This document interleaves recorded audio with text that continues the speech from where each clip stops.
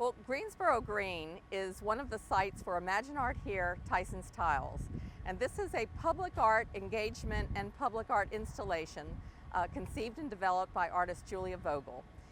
The reason we're doing this is to bring attention to the need for public art, to enhance our built environment in Tysons, and to also gather from 1,000 people, their input on what they'd like to see in the way of art and art and amenities in Tysons. Tysons Tiles is a multi-layered project, somewhat like an onion, and it involves a lot of public engagement right off the bat with the trolley, which I went to 27 different locations within the community to really diversify people's perceptions of Tysons, that it's not just a mall, it's a lot of different groups of people.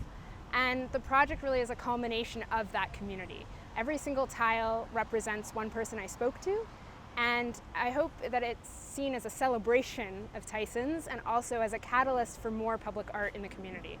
Public art for me is not only about making a place safe and giving people a destination that they may have overlooked, but also about taking somewhere that's ordinary and making it extraordinary.